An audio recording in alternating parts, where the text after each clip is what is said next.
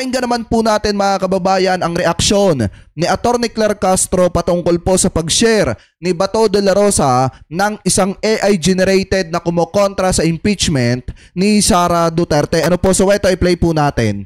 Good afternoon po, Yusek. AI-generated videos are circulating online, tackling on big issues such as the impeachment case of Vice President Sara Duterte. And this particular video po was shared by Senator Bato de la Rosa and reportedly by Davao City Mayor Baste Duterte.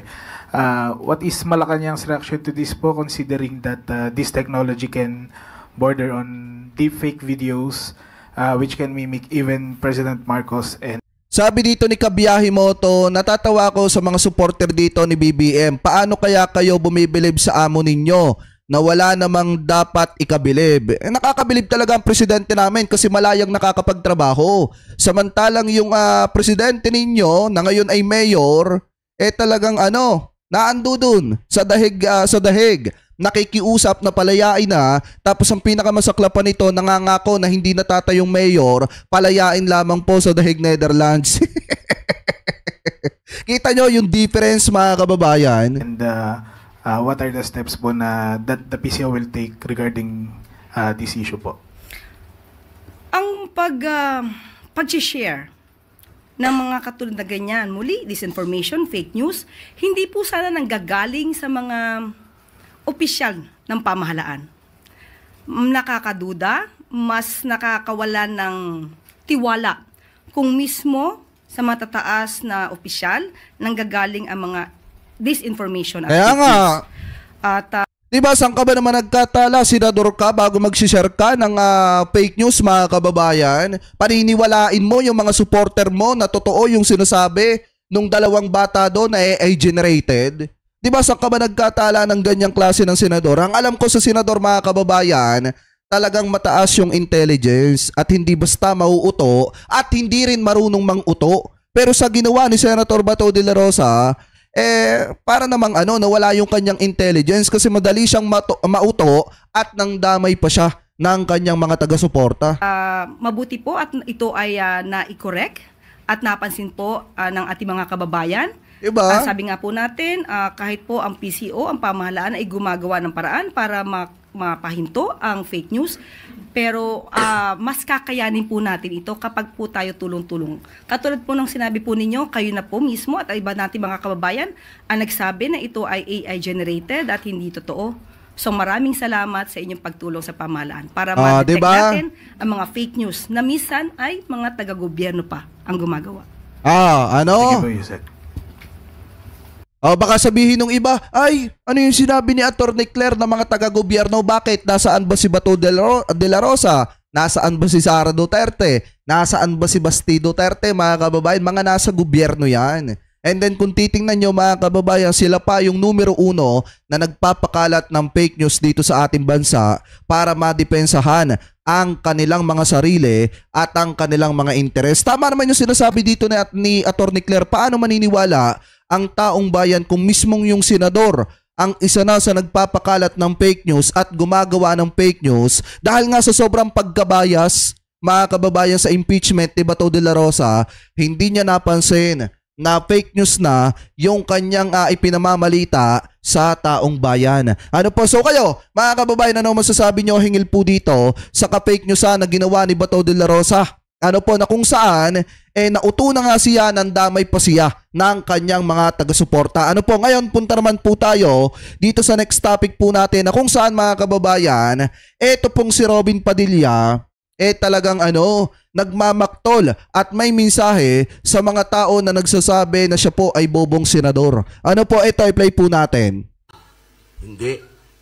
Dapat ang makita natin kung papaano tayo magbubuklod. Kasi sabi dito, ayon kay Robin Padilla, si Amy Marcos at BP Sara ang magbubuklod sa Pilipinas. Ibig sabihin mga kababayan, ang tinutukoy dito ni Robin Padilla, ang magiging dahilan ng pagkakabuklod dito po sa ating bansa ay walang iba kung hindi itong si Amy at ito pong si Sara. Kaya dapat sa darating na 2028, iboto niyong presidente at vice-presidente itong si Sara at ito pong si Amy. Ano po ngayon, ipagpatuloy pa natin. At sa araw na to, nakikita ko na ang pagbubuklod natin.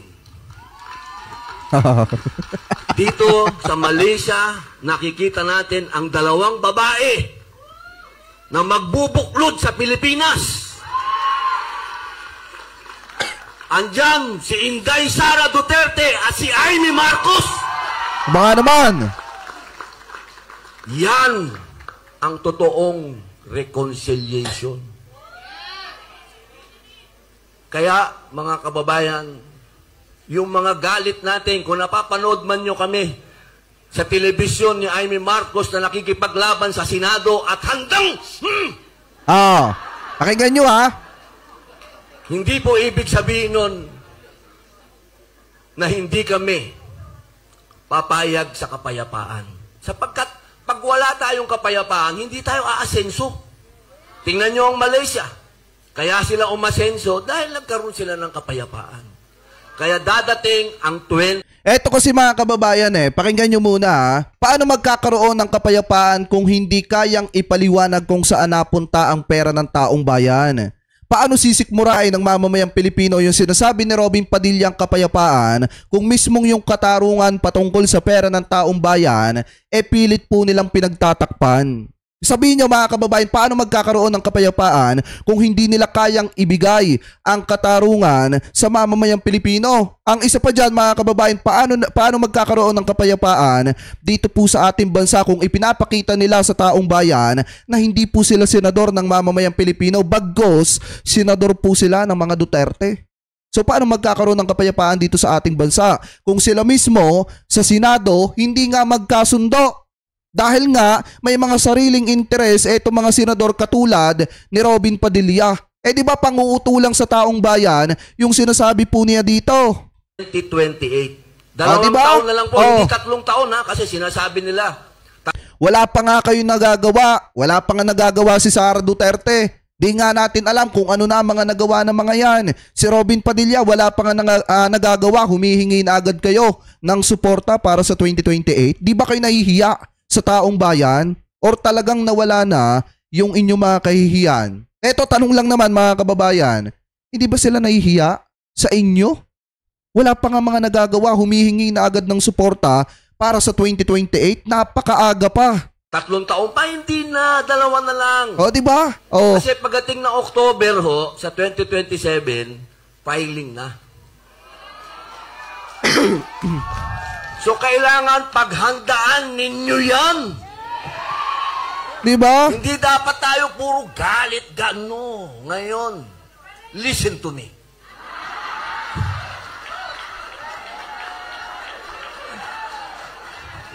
Friends, Filipinos and countrymen, lend me your ears. Totoo po ito. Maghanda tayo. Nagawa natin sa 2025 na ipakita natin ang might, ang lakas ng Duterte. Kaya pag... sabi ni Kuya Homer, ayan, nangangampanya na ba? Nangangampanya na nga Wala pang nagagawa, wala pang ligasiyang masasabing nagawa nila. O kahit nga si Sara Duterte, ano ba nagawa ni Sara Duterte? Tanong ko lang naman, meron na ba siyang naipatayo na masasabi na eto kanyang ligasiya na papakinabangan ng taong bayan? Wala pa. Anong maiisip nyo kapag ka binabanggit ang pangalan ni Vice President Sara Duterte? Confidential funds, travel abroad, paikot-ikot, impeachment, pinagtakpan ni na Robin Padilla ng mga senador, ayaw atalakayin, mga pabor na ibasura ang impeachment, ginamit lang yung term na return. Diba mga kababayan, ano maiisip nyo pag binabanggit si Sara?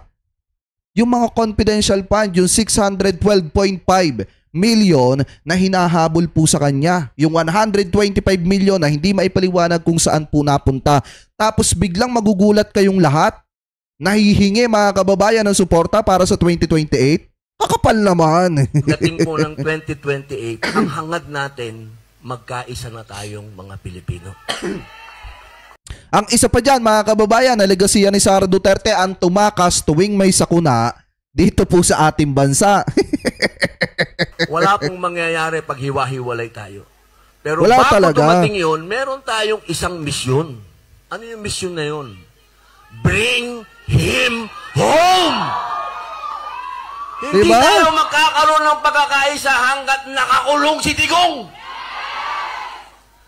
Alam niyo ba, balak na nila akong sunugin sa Pilipinas. Pambihirang mga tao yun, no?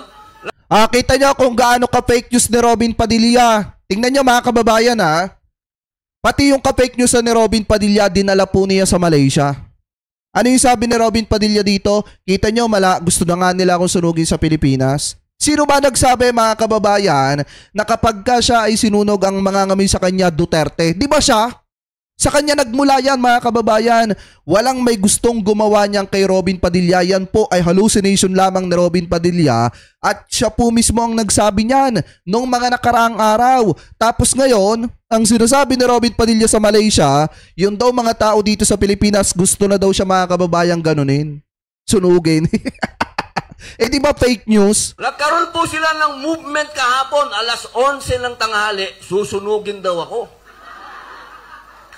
Aba, pag sinulog nyo ako, mabango ako, amoy digong ako eh. Nako ba? Alam nyo, yung mga taong saksakan ng mga yabang na yan, puro salita lang. Ang mga tao... Eto, nagsimula na magmaktol si Robin Padilla, mga kababayan, pakinggan nyo ha. Tulad ng mga OFW, yan ang gawa. Eto, pakinggan natin ha. Dito, nagsimula na siya magmaktol dito eh. Ang mga taong katulad ng mga OFW, yan. Pag sinulog nyo ako, mabango ako, amoy digong ako eh. Pakinggan nyo ha. Alam nyo, yung mga taong saksakan ng mga yabang na yan, puro salita lang. Oo. Ang mga taong katulad ng mga OFW, yan ang gawa. Huwag kayong matakot sa puro satsat. Matakot kayo sa mga taong aksyon. Alam nyo mga kababayan, ito ang dahilan kung bakit hindi ako natatakot kay Senator Robin Padilla. Bakit mga kababayan? Kasi nung sinabi niya yung federalism noong 2022, ang nangyari ngayon puro sa chat na lang. Nasaan yung federalism? Wala naman nangyari. May nangyari ba sa pangako ni Robin Padilla? Wala. May nagawa na ba siya sa Senado na masasabing ligasiya po niya na nakakatulong ngayon sa mga kababayang Pilipino po natin? Wala tayong makita mga kababayan. Kaya nga kung titingnan nyo, siya na rin mismo ang nagsabi na huwag kayong matakot sa mga tao na puro lamang sa chat. Ang nangyari kasi mga kababayan doon sa binibitawan ni Senator Robin Padilla ng mga salita, puro lang talaga sa chat. Wala naman talaga nangyari sa pangako niya. Kaya siya sinuportahan ng taong bayan kasi nga, ipinangako niya sa mamamayang Pilipino nung siya ay nangangampanya noong 2022, yung federalism na isusulong po niya. Nasaan na ngayon yon? May nangyari ba? Matatapos na lahat-lahat ang term mo, Senator Robin Padilla, wala pang nangyayari. Di nga namin alam kung may nagawa ka na ba? Or kung may nagawa ka na bang batas na nakakatulong ngayon sa taong bayan. Ang alam lang namin, puro ka lang co-author ng mga batas na mga kasamahan mong senador. Wala pa kami nakikita na batas mo talaga na masasabing sa'yo na nakakatulong ngayon sa mamamayang Pilipino. Yan yung puro sa chat na sinasabi mo ngayon na tumatama rin sa'yo. At yan ang mga Duterte. Tandaan ninyo. Sabi nila, paano magbabago ang Pilipinas? Titingnan nyo yung Davao. Kwento mismo ni Dr. Mata, sasabihin nila si Robin Padilla. Di naman taga Davao yan. Paano? Kaalyado nyo si Mata. Isa lang ang maliwanag sa amin. Pinipeke, pag sinasabing Davao City, sinasabi nilang pinaka-safe na lugar, isa lang maliwanag sa amin, yung na-discover ni General Torre, na dinodoktor nyo, pinipeke nyo yung mga record para masabi na pinakaligtas na lugar yung Davao City. Ano alam na? Eto! Nagkwento siya kanina kung gaano kagulo. At saka ang pinakamasakla pa mga kababayan, dito masasabi natin fake news etong si Robin Padilla. Natatandaan nyo ba mga kababayan, yung matinding baha sa Davao City? Nito lang mga kababayan, na habang kainitan sa Metro Manila, binabaha ang Davao City. Kaya nga napatanong tayong lahat nasaan ba yung 51 billion na budget para sa mga flood control project dyan po sa Davao City? Bakit binabaha pa rin ang Davao City? Kung talagang maganda ang Davao City, gaya ng sinasabi ni Robin Padilla. Kasi pag inisip nating Davao City at sinabi nilang maganda, di ba dapat hindi na binabaha? Bakit binabaha pa rin? Diba? So, ibig sabihin, hindi maganda ang Davao City, may kulang pa rin. Although ayos ang Davao City, pero may kulang pa rin. Hindi talaga totally maganda. May kulang pa rin. Ang Davao bago dumating si Digong. Kung paano si Inday Sara Duterte inayos din ng Davao na baon sa utang, binayaran na lahat ng utang, yan si Inday. Kasi kailangan nila ng propaganda noong mga panahon na yon.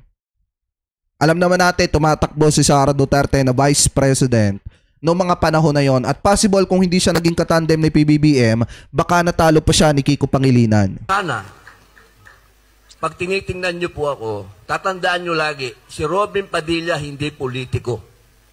Si Robin Padilla, sa 2028, campaign manager ako ni Inday Sara Duterte at ni Amy Marcos.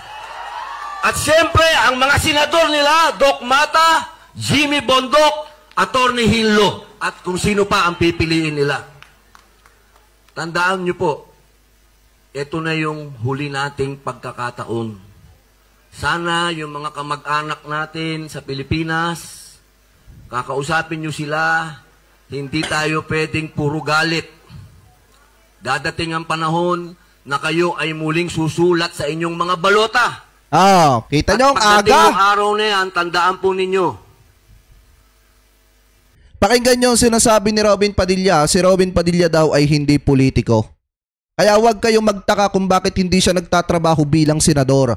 Kahit siya po ay senador. Saka ba naman nagkatala, bibilugin pa yung utak ng mga kababayang Pilipino po natin.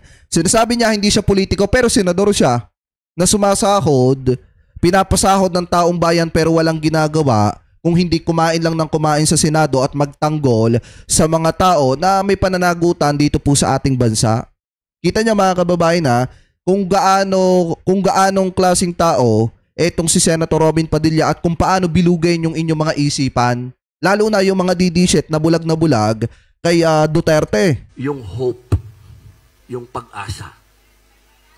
Hindi pwedeng puro politika. Kaya kami galit na galit ni Senator Amy sa Senado kasi puro politika. Kailangan iisang tabi na natin yung politika at maniwala tayo dito sa Independence Day. Dahil tayo nakakulong. Ayaw ni Robin Padilla sa politika pero sinusubukan nilang harangin yung impeachment. Sinusubukan nilang ipaterminate, ipabasura yung impeachment, mga kababayan, laban po kay Vice President Sara Duterte. Ibig sabihin, sinusubukan po nilang ipolitika. Pinupolitika nila yung impeachment ni Sara para hindi po mawala sa politika itong si Sara Duterte. Alam nyo ba mga kababayan kung bakit takot na takot itong mga ito na ma-impeach itong si Sara?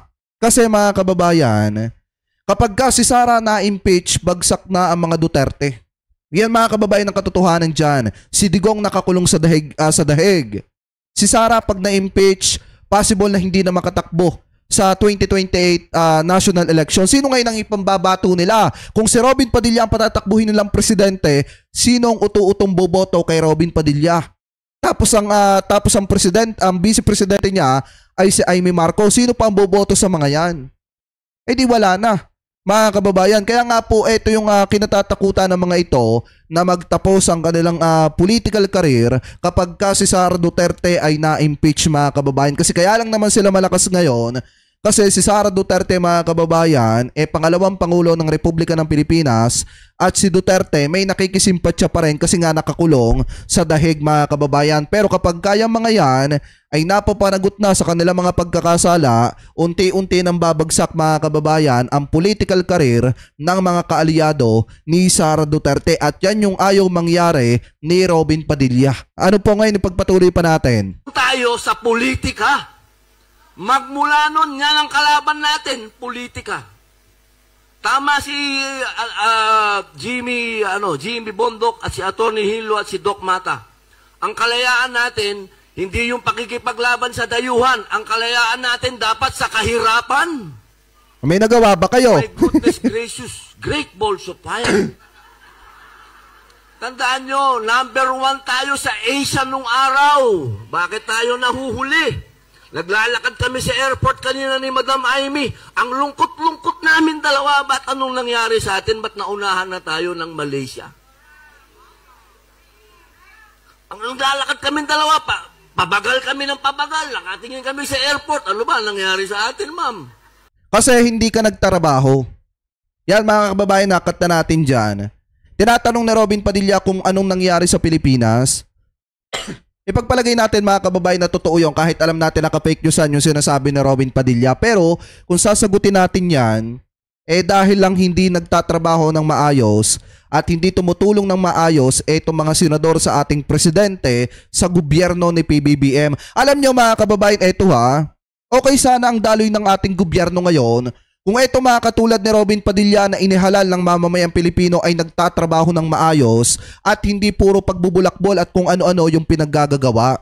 Alam nyo ba, kung si Senator Robin Padilla sana ay gumagawa ng isang batas na makakatulong sa mga kababayang Pilipino po natin na mapapakinabangan ng taong bayan, di sana kahit papaano ang ating gobyerno dire-diretso yung pag-usad. Ang problema, nakaasa lang kasi sila sa gobyerno ni PBBM, nakaasa lang kasi sila kay Presidente Marcos, tapos silang may mga katungkulan sa ating gobyerno bilang senador, hindi man lang nagtatrabaho. At puro kung ano-ano yung mga pinaggagawa na pagtatanggol, dito kina Kibuloy, dito kina Duterte, mga kababayan, saglip na gumawa ng isang batas na makakatulong sa mga kababayang Pilipino po natin. Saan ka ba naman nagkatala? Nagtatanong si Robin Padilla kung bakit nangyari sa Pilipinas na maunusa ng ibang bansa. Dapat, bago sana siya nagtanong, tiningnan muna niya yung kanyang sarili kung anong klaseng senador ba siya. Parang nga pong ang nangyayari mga kababayan, siya ay senador na pabigat sa Pilipinas. Pasahurin ng mamamayang Pilipino. Pinapasahod ng taong bayan pero wala namang ginagawa. At hindi natin alam kung ano na ba ang nagawa na maipagmamalaki sa taong bayan na nagpapasahod po sa kanila. Ano pa mga kababayan? So yan, kung titingnan ninyo, yan yung mga binibitawa ni Robin Padilla na kung saan napakaaga pa lang. Ano po, bukod doon sa kanyang pagmamaktol, yung mga mensahe niya sa mga basher po niya, dito maliwanag pa sa sikat ng araw na napakaaga pa lang, namumulitika na po sila. At huwag kayong magtaka kung bakit pinupolitika nila yung impeachment kasi nga nakatuon yung atensyon nila sa darating na 2028 national election mga kababayan.